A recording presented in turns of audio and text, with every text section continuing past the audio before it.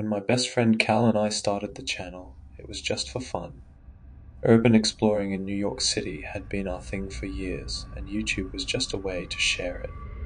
Abandoned buildings, forgotten hotels, that was our brand. But as our channel grew, so did the demands of our audience. They wanted the extreme, the more hidden parts of NYC. It was Cal's idea to investigate the sewer people rumor. "Think about it, man," he said one night, eyes gleaming. "A whole network of people living under the city. If we're the first to get that on camera, we'll blow up." I couldn't deny the appeal. Rumors had circulated for decades about the shadowy figures who lurked below New York, scavenging, surviving off rats and whatever the city discarded. But like most urban legends, I assumed the stories were exaggerated. Cal and I spent hours prepping for the sewer dive, making sure we had everything we'd need to face whatever was down there.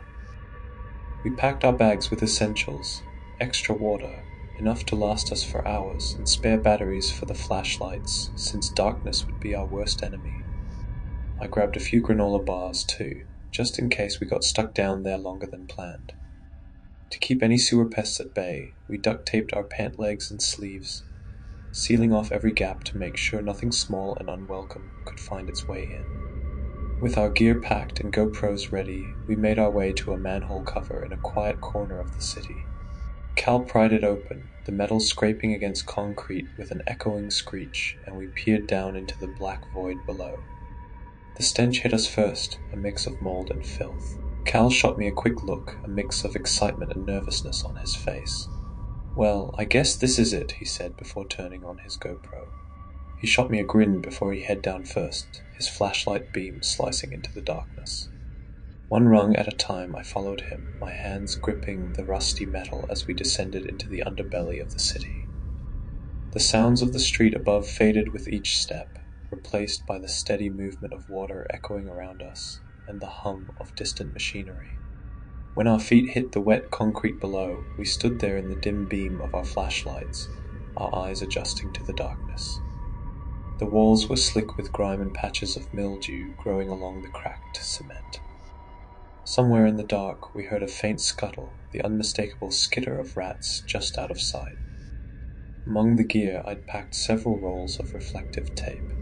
In these dark, winding tunnels, getting turned around would be all too easy, and the last thing we wanted was to get lost down here. Every few yards, I peeled off a strip and slapped it on the wall, watching as it shined in the beam of our flashlights like a tiny beacon, marking our way back.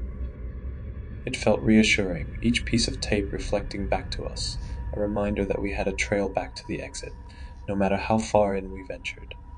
For a while, this routine was all we had, exploring the narrow tunnels, stepping around filth and cockroaches, chatting to our cameras, cracking jokes to mask the tension. We spoke in low voices, our words bouncing off the walls and echoing down the tunnels. Every so often we'd hear scuttering and faint splashes of water, but nothing more. No signs of human life, no movement. I started to wonder if the stories about the sewer people were just nothing more than rumors. I told Cal as much. "I gotta say, man, I'm starting to think the stuff about sewer people is just bullshit." "Yeah, you're probably right. We'll push a little further, then we'll head back," Cal replied. We kept pushing further. The smell had been bad from the start, but now it was clawing its way into my head, thick and unrelenting. Every breath felt like I was swallowing damp rot mixed with decay, the odor sinking into my lungs. My stomach starting to twist and churn. I gagged, pulling my shirt up over my nose in a useless attempt to filter the air, but it barely helped. The feeling of nausea and claustrophobia began to take hold of me. I glanced at Cal, who seemed focused, oblivious to my growing panic. I started to feel like the walls of the sewer were inching closer, getting tighter around us. My chest tightened, breaths coming shallower, and the concrete felt like it was pressing down on me. We were far away from our exit now, from fresh air, from daylight, and the reality of how deep we ventured hit me. I wanted to turn around, to trace our way back to the manhole and climb out into the open air. I forced myself to take another breath, hoping it would steady me, but all it did was fill my lungs with that choking, nauseating stench. "Cal, I think it's time we get the hell out of here," I said. Cal paused a moment, considering what I had said. I knew he was fumbling inside his brain, trying to decide if we had gotten enough footage for a video. All right, yeah. Let's go, he finally replied. Just as we were about to turn back, I felt something crunch beneath my boot. A sharp, brittle sound that sent a shiver up my spine. I froze, the weight of my foot still pressing down on whatever I'd just stepped on. Ah, gross, what the hell? I muttered, lifting my foot carefully and instinctively shining my flashlight downward. The beam caught it instantly, casting a light on a line of severed rat heads stretched out across the floor in front of us. Each one was cleanly cut, like they'd been sliced off with a blade, neat and precise, the way a cook might prepare a fresh chicken. Their dead eyes stared up blankly, fur still glistening with damp, while rows of teeth that gaped out of tiny mouths in frozen agony. And there were dozens of them, arranged in a long trail leading deeper into the sewer, like some type of twisted bread trail. Cal's light joined mine, and I heard his sharp intake of breath as he took in the scene. We both stood there, speechless. A faint smell of something else joined us, a dead smell, something like sulfur. I felt my pulse quicken, a wave of nausea rising in my throat as I stared at the trail of severed heads. My mind screamed at me to turn back, to get out of here before whatever had left this realized we were here. It felt like something we weren't supposed to see. "We need to leave, man," I said, my voice coming out quieter than I meant. I glanced over at Cal, but he was still focused on the trail of rat heads, his flashlight sweeping back and forth. "We've seen enough. No video is worth all this." Cal didn't respond right away. He just kept looking at the heads. Then finally he turned to me, his eyes intense. "No, we need to go further," he said, his voice steady but with a fire beneath it. "This is exactly why we're here. This isn't just some random mess. Whatever did this, they cut these off clean. A person did this." I felt a cold pit form in my stomach. I didn't want to know who or what would do that. "Cal, that's insane. People don't just—" I cut myself off, my words getting tangled. "We're in over our heads here, man. We don't need the video that bad." But Cal was already shaking his head, his eyes wide, his excitement slowly turning to obsession. "No, we do need to find it. Think about it. We actually found something, right? This is what we came for. We've been talking about this for months, and now we have proof, man. This is the real deal." I opened my mouth to argue, but Cal was already moving, stepping forward. I hesitated. Every nerve in my body screamed at me to stop him, to pull him back, but I couldn't. Something about his conviction pulled me in, even though every instinct was telling me to run the hell out of there. I paused for a moment before following him further into the sewers. As we ventured deeper into the tunnels, I couldn't help but notice the appearance of the sewer began to change. The smell, while still overwhelmingly foul, had begun to change in subtle ways, less stagnant. The walls, which had been slick with grime and mildew just moments before, began to appear oddly cleaner. The thick layers of mold were replaced with smooth concrete. It looked as though this area of the sewer was more maintained than the rest of it. I glanced at Cal, wondering if he was noticing it too. He didn't say anything, but I saw the way his flashlight flicked over the walls, a growing unease creeping into his expression. We were no longer in the decaying, forgotten part of the sewer system, but in some other area, one that looked cared for and used. The tunnels felt more structured now, the path straightening and the walls narrowing just slightly, giving the whole space a more controlled, less abandoned feel. It was unsettling in a way I couldn't explain. We kept moving, drawn by the hope of capturing something for the video, but I felt my nerves increasing with every step. The rats had all but disappeared also, like even they knew to avoid this area. The deeper we went, I started to notice something. At first, it was so faint that I thought I might have imagined it. It was a low, rumbling sound like the hum of machinery, a deep growl vibrating through the walls. I stopped in my tracks, holding up a hand to signal to Cal. He turned, raising his flashlight in my direction. I could see the question in his eyes before he spoke. "You hear that?" I nodded. "Yeah, what the hell is that?" We stood there for a moment, listening. The sound was still distant, but it was undeniable now, a persistent, low roar. My heart started to pick up pace.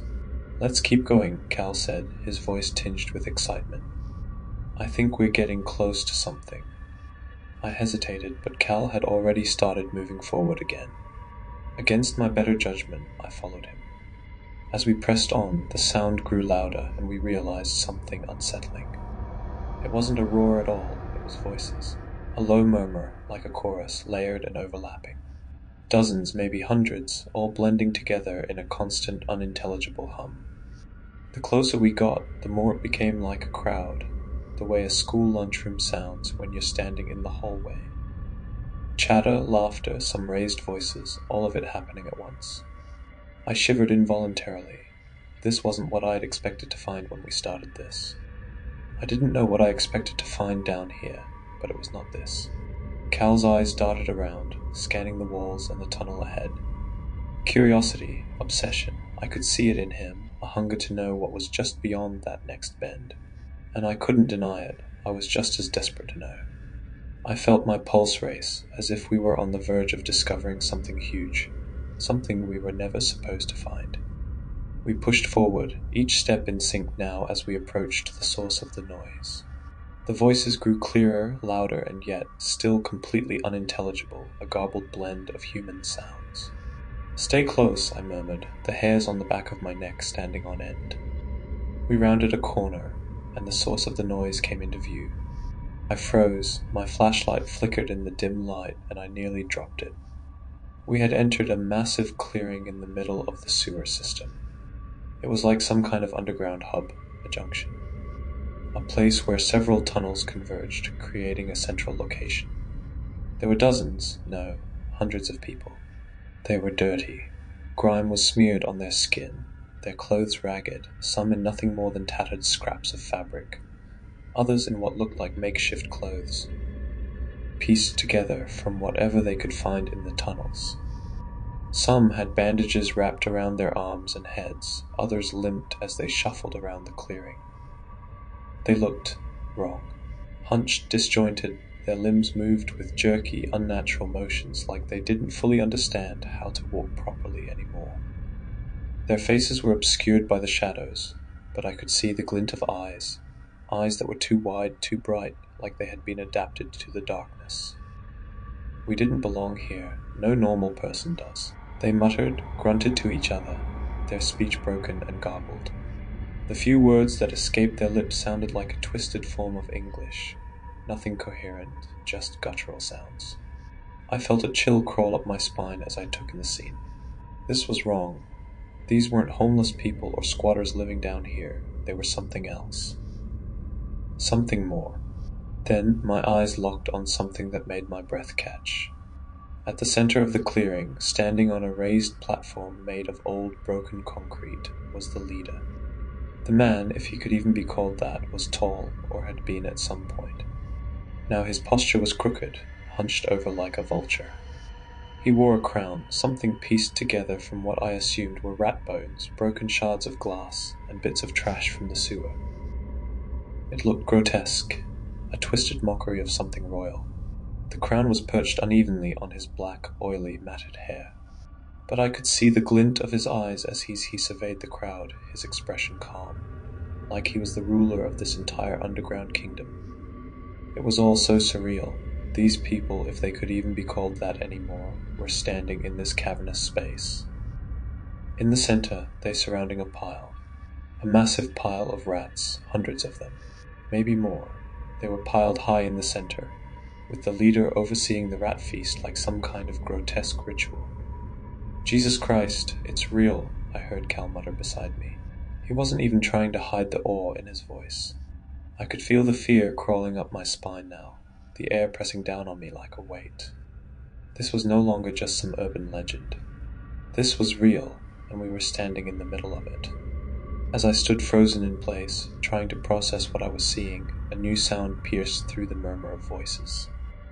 A low, distant shuffling at first, but then it grew louder, from behind us. I turned, my heart leaping in my chest. Figures were emerging from the dark tunnels behind us, their silhouettes barely visible. At first, there were just a few, but then it turned into a flood, dozens of these people, stumbling toward the center of the clearing. They were coming from all directions, like ants pouring out of their hills, drawn by some instinctual need. They moved with urgency, with purpose, but at the same time there was a strange disjointedness to their movements. Some of them shuffled, some of them crawled, and others just seemed to drag their limbs along like they hadn't walked in years.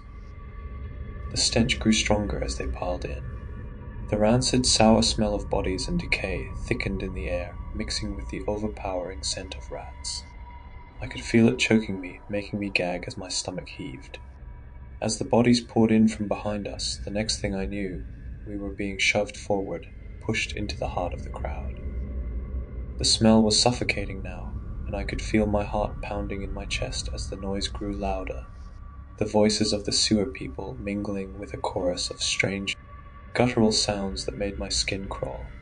We weren't just watching anymore. We were now standing in the crowd.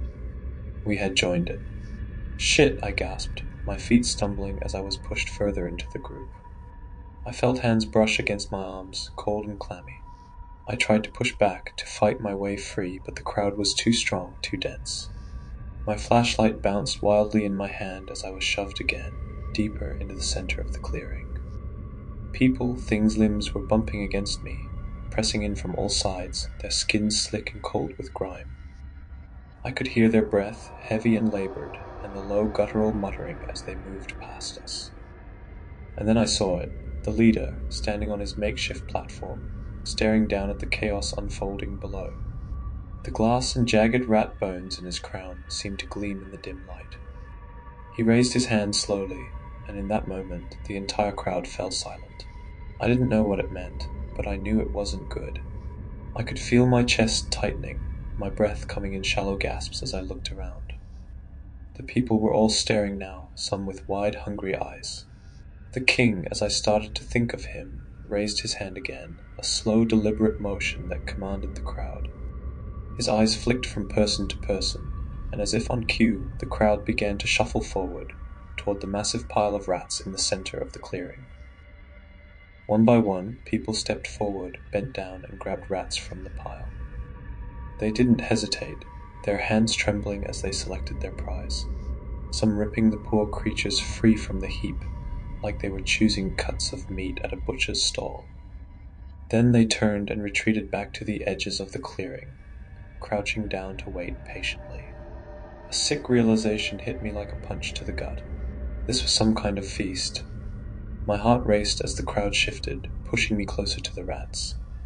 I looked over at Cal, but his expression was distant, his face flushed with something I couldn't place.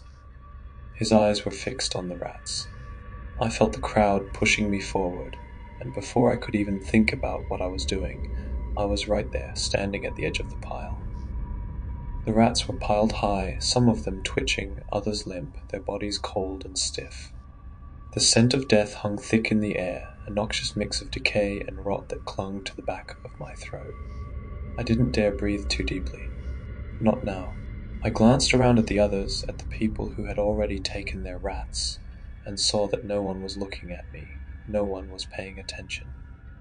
The last thing I wanted was to be discovered as an outsider, someone who didn't belong.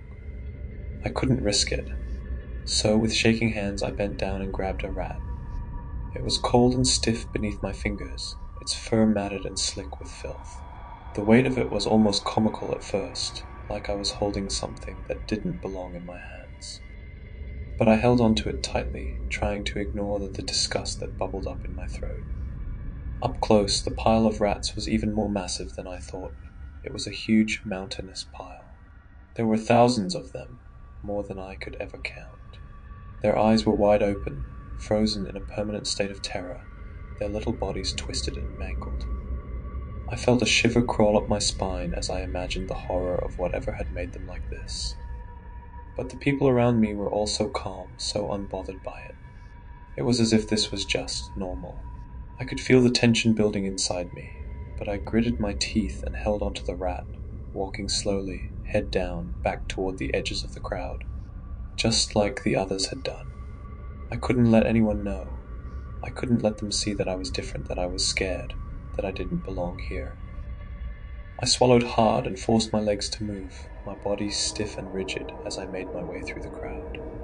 The moment felt endless. Every step felt like a violation. I could feel the eyes of the sewer people on me, could sense their gaze following me as I walked past, the oppressive weight of their attention pressing down on me. But I didn't look up. I kept my eyes fixed straight ahead, my hand clenching around the rat, my mind begging me to run. When I reached the edge of the crowd, I crouched down, just like everyone else. I sat on the cold, damp floor, holding the rat in my lap, my hands shaking as I tried to force myself to calm down. But I couldn't. I couldn't stop the panic from creeping in. Couldn't stop my mind from screaming that I was in too deep, that I was surrounded by people who were no longer human.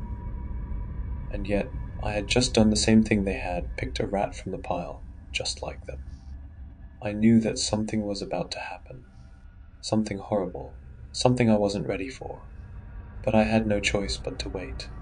I sat there in the filthy, rat-infested sewer, surrounded by hundreds of people who were no longer people. I hoped that this rat wasn't going to be the last thing I ever saw. Then, with a guttural, broken voice that seemed to scrape against the very air itself, the king bellowed, "Eat!" The sound that followed was like nothing I'd ever heard before, like the gnashing of wild animals tearing at fresh meat, the sound of skin being shredded and bones cracking under the weight of savage hunger. The crowd erupted in a frenzy. The rats, still limp in their hands, were immediately ripped open. Flesh was torn away in great savage chunks, and fur flew everywhere in the dim, flickering light of the flashlights. The guttural sounds of gnawing and tearing filled the air, mingling with the sickeningly wet squelch of flesh being ripped apart. I couldn't tear my eyes away, even though I wanted to, even though every part of me screamed to run. But my legs refused to move, and my body was frozen, paralyzed with both fear and disgust. I tried to block out the sounds, the images, tried to convince myself it wasn't real. But no matter how tightly I shut my eyes, the sounds wouldn't stop. And then, through my blurred vision, through the tears that blurred my sight, I saw him. A man kneeling beside me, staring directly at me with an unblinking, curious look in his eyes. His face was covered in grime, his teeth stained with dark red, but it was the expression in his eyes that froze me. It wasn't hunger, it wasn't madness. It was curiosity. A chill ran down my spine. I knew then he was studying me, trying to figure out if I was one of them, if I was part of the feast. The realization hit me like a blow to the gut. My heart started pounding, and I felt my breath catch in my throat. I had no choice. I had to blend in. I had to eat. I hesitated. If I faltered for even a second, I knew I'd be exposed. I couldn't risk it. Without thinking, without even acknowledging what I was doing, I leaned down and brought the rat up to my mouth. The scent of decay hit me first, the stench of rot, of death. I almost gagged at the thought of it, but I pushed it down, forced myself to swallow my pride and my fear. I tore into the rat. The meat was cold and rubbery, its flesh stringy and tough. My teeth sunk into it, but the texture was wrong, so wrong. I could taste the filth in the rat's skin, the decay that clung to its bones. My stomach lurched, but I forced myself to swallow, to pretend that it didn't make me sick. I could feel his eyes on me, the man beside me still watching, as if waiting for me to flinch, to break, to betray myself. I couldn't let him see it. I couldn't let anyone see it. I kept chewing, even though I wanted to vomit, even though I wanted to scream. The crowd around me was consumed by their own feeding frenzy, ripping, tearing, devouring the rats with an almost animalistic fervor. The sound of gnashing teeth and guttural growls filled the air, drowning out everything else. When I glanced back toward the man, he wasn't watching me anymore. He was tearing into his own rat. I knew I had done it. I had succeeded. With everyone preoccupied with their meal, I decided now was my chance to escape. Crouching low, I made my way through the crowd, toward the tunnel which we had come. I tried to find Cal in the crowd, but he was nowhere to be seen. In a moment of internal conflict, I tried to decide whether to stay and look for him, or whether to leave. Cal must have left already. He's probably already halfway back to the surface. I convinced myself. I tried to reassure myself of this, but it did little to calm the growing panic in my chest. Still, I knew I couldn't stay. If I waited too long, if I kept looking for him, I'd draw attention to myself. I had no choice. With a deep breath, I turned away from the crowd, my legs barely holding me as I crept back toward the tunnel. My heart raced, pounding in my ears, almost louder than the cacophony of noise behind me. Every step felt like it could be my last, but I didn't stop. I moved swiftly, but as quietly as possible, my hands shaking as I gripped my flashlight. The stench of decay still clung to the air, mixing with the sickly metallic tang of blood. I could hear them behind me, voices, grunts, the sound of tearing, gnashing teeth, but none of it mattered now. The only thing that mattered was getting back to the surface. I didn't look back, I couldn't afford to. But in the back of my mind, that question still echoed. Where was Cal? Relief started to creep in as soon as I saw the familiar, grimy walls of the tunnel again. My flashlight cast weak beams of light on the wet surface, and for a brief moment it felt like I was back in the world I knew, safe. I moved faster now, the echo of my footsteps ringing in the silence of the tunnel. The overwhelming stench of the rats, the blood, and the decay was fading with every step I took away from the nightmare. I focused on the tape, the reflective strips I'd laid down earlier, each piece glinting faintly as I passed. The orange markings were a lifeline, a trail leading me back to the surface. My legs ached, but the relief of being out of that hellish clearing, the noise of the feast growing more distant with each step, made my pulse steady a little. Just then, passing by an intersection of tunnels, my flashlight cut through the shadows, illuminating something, someone. I stopped dead in my tracks. It was one of them, a child, a goddamn sewer child. They were alone. Their eyes were wide, bloodshot, their skin pale and filthy, the same ragged clothes as the others. We stood there staring at each other for what felt like an eternity. They didn't move, and neither did I. My brain screamed at me to run, but my legs felt like they were frozen in place. For a split second, the world seemed to hold its breath. In an instant, their eyes widened, their lips curling into something resembling a hiss. Without a word, without hesitation, they bolted rushing past me with surprising speed. I stood frozen for a moment, the weight of the realization crashing over me. They were running back to the clearing to alert the others. Panic surged through me, and in that split second, I turned and ran, heart pounding in my ears. My lungs were on fire, each breath coming in sharp, desperate gasps. My legs felt like they were made of stone, but I didn't stop running. The tape whizzed by, just a blur of orange as I sped past it, barely able to keep track of where I was. Finally, I saw the ladder. My heart skipped a beat. The rungs were barely visible in the faint light, but I could make them out just enough. I shoved myself toward it, my hands trembling as I grabbed hold, yanking myself upward. The manhole cover was still off. I could see daylight streaming through the opening. The outside world and safety was just a few feet away.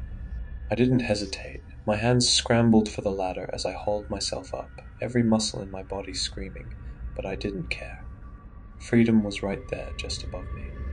I pushed harder and harder until the light hit my face, and I crawled out into the daylight, gasping for air, my heart still pounding in my chest. The first thing I did when I stumbled out into the light was vomit. It hit me all at once, violent and uncontrollable. My stomach twisted, and before I could even catch my breath, the black, disgusting bile came up. It wasn't just any vomit, it was thick, putrid, and oily, like something from a nightmare.